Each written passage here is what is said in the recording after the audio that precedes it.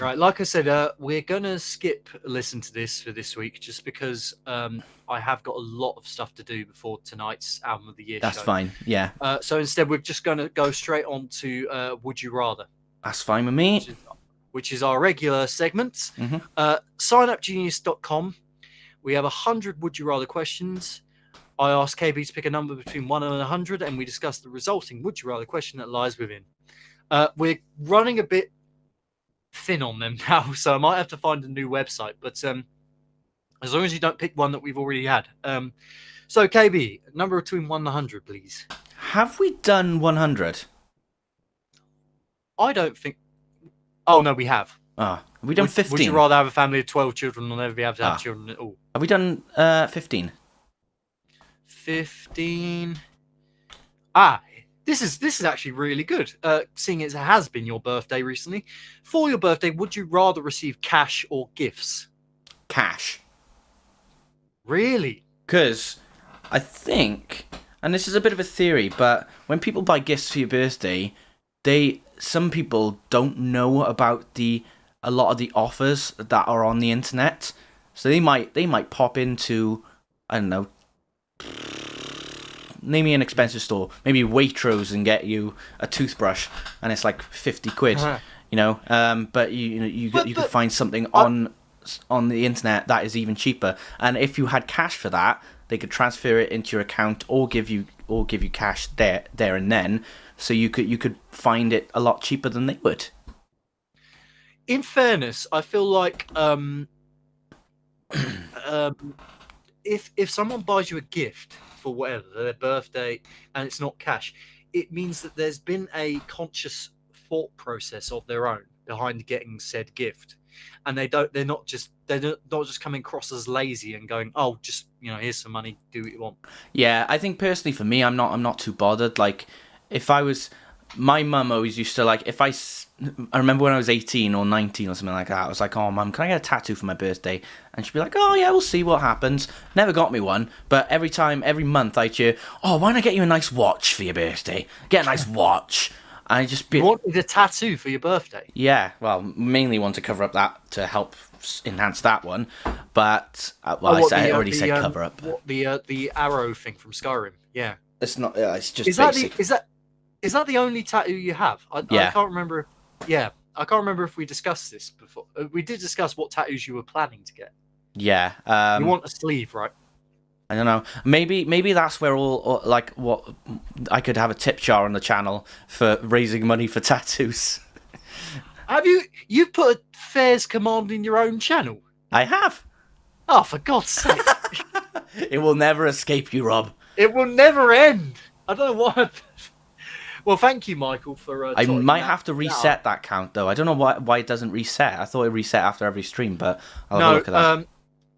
To be fair, and I guess you can put that down as a no, don't put that down as a fairs thing. I probably said fairs or fair dues or fair enough that much since we started this podcast, at least. It's just so. Yeah. Well, I'm happy to keep that count of that, but yeah, with gifts, like, I know the whole money thing is, you can buy what, you can, they kind of along the line pay for something you do really want. But I think actually getting a gift, like, even if it's a gift that you told them to get, suggests that, they've gone, oh, well, I need to think about this. I need to look up, and make a bit of effort. Yeah. So I guess I'd personally rather get a proper present. I would get a proper present for someone else. I wouldn't rather give someone money, unless, like, if it was like my nephew or something and they wanted to get a game, I'd say, oh, have this money towards a game or anything like that. But I think for me personally, when like even Katie asks me what do I want for Christmas, I'm like, I don't know, because I get paid every month now, so I'm usually buying stuff myself, so it leaves very little to want for Christmas, unless it's something like a PS5 or something mad like that, so it does put a little bit of pressure on that these days. But when I was younger, obviously didn't have a job, and then birthday and Christmas were the main times where I would have the chance to get those things. So I think, yeah, I'm going to change my answer because I think for the benefit of the sentimentality for the person buying you the gift, I think it's very special. If they want to give money, I don't mind that. I'm perfectly fine with that. But I'm happy to get any gifts from anyone, be it money or presents or whatever. I don't know, just on a just for sentimentality reasons and for the fact they're probably it's conscious effort is being put into giving you this gift. Then I would say I'd rather receive presents. And I can't really count many gifts that I've had, and I'm like, nah, I don't like this. The only time is when my aunties somehow got me the same hoodie that I've had all year. She somehow managed to pick that one out. I'm like, how the hell do you manage this? She did it like 3 times. It was so weird. I'll tell you. One year at Christmas, I received a Batmobile without any wheels. What? Well, with one wheel missing. It was one wheel missing, right? Oh, I don't think that has anything compared to what I got my mum for a birthday. But the thing was, it was in the packet. It was in the proper packaging and everything, but it had one wheel missing. And sort of, my parents were like, "Oh, Santa must have got stuff mixed up at the old office, and he's probably barking on the phone." Tell Santa that someone needs to be sacked. Sacked. I like that pun. Very good. Oh, that was unintentional. I like an unintentional pun. Come on. I was going to say the gift I got from my mum, and this shows how weird I was when I was a teenager. I got a pair of earrings, but then I lost one of them. So I put one, wrapped it up, gave it to her, and said, just keep this as a memento. So don't worry about the other earring. You can just use this as a symbol of my thoughtfulness. Oh, God. Couldn't you have made it into like a necklace or something? Possibly. And there's or like a bracelet, like a kind of golden bracelet type thing. Possibly. You know those nominations as well, those nomination bracelets where you have links to put on them. Normally you get them and they just like have like a badge or something on them that's embedded into it. The one I got was one with this dangling ruby stone on it, so it just looked so odd, like the odd one out compared to every other link. So I think my mum just kept it in a box or something. Nice. Okay, so one more and then we're going to call it a day. Yep, sounds good. Please pick a number, Katie. 14. 14. Yeah, I think we've done that one as well. 16. Do you only think of the same numbers in your head? Is that what it is? Possibly. All right, yeah, no, this is a good one, 16. Would you rather go to a movie or to dinner alone? Oh, I would say a movie because I feel like because in a movie everybody's just looking at one thing and that is the screen, so they won't notice me being alone. Whereas at dinner, I would love to go to a movie to see a movie by myself. Yeah, in a big movie theater, that'd be amazing. Whereas I think the closest I've come is when me and my mate saw the Evil Dead remake in Luton Cinema, and there was about 5 people in the whole theater. But I think in what's it called? In a restaurant, like it can look more apparent that you may have been stood up when you actually wasn't. That's very true. But then again, I guess in a movie it could be the same way. If you're kind of, are we talking like when we say alone? Do you think it means like the theater is empty or you're by yourself? By yourself, I reckon. Right. Well, I've been to movies plenty of times by myself. I've never been to actually. You know what? I've never booked a table at a restaurant for one. Yeah. Ever in my life.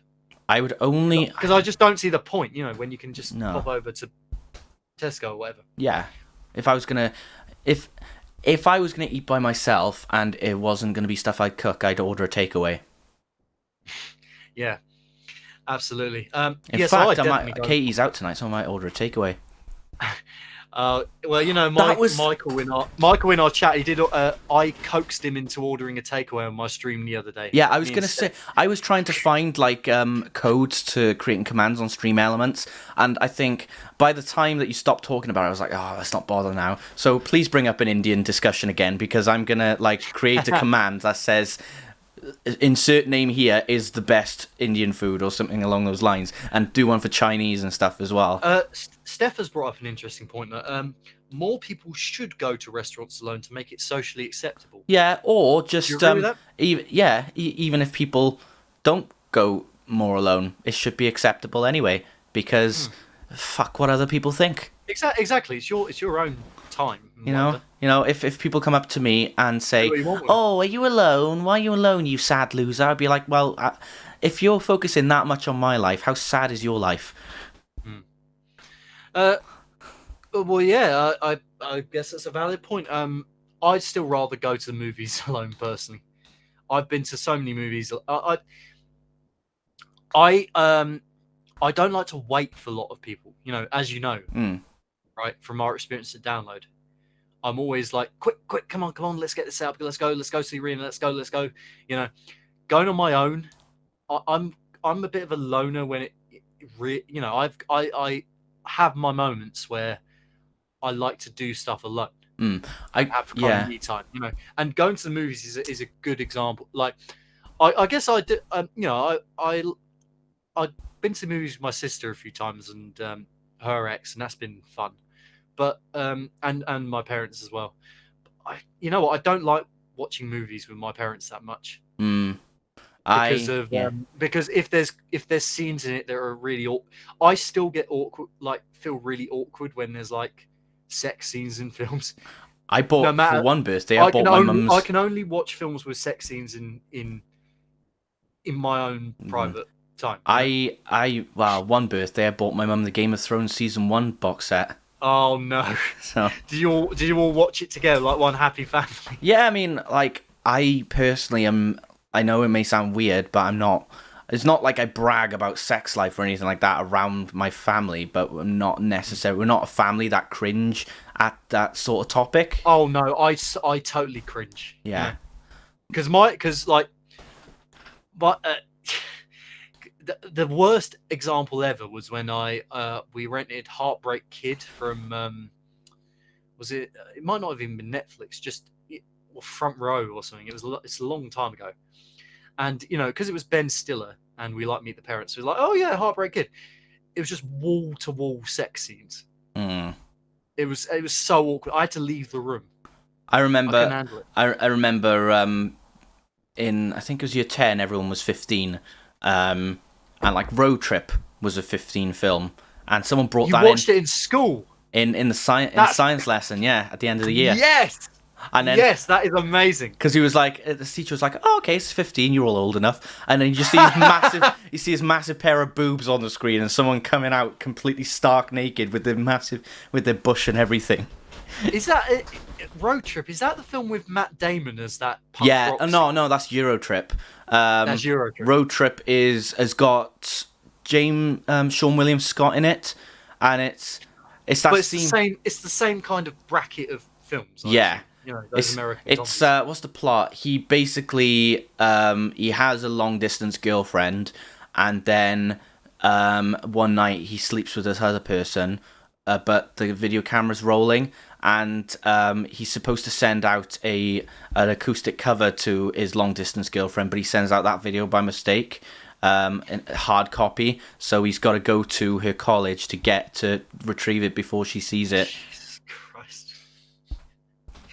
Plots of movies, eh? Yeah, and Some movies are just so ridiculous. yeah, I think that was one of the first films to kind of like go over like the double standards of you know, if women don't like the way a man comes onto them, then they're classed as crazy and stuff like that, because there is a scene on the bus. But say that, but you know, Well, I'm still the type, like, I still, to this day, I have to go on IMDb and check the content guidelines, Hmm. right?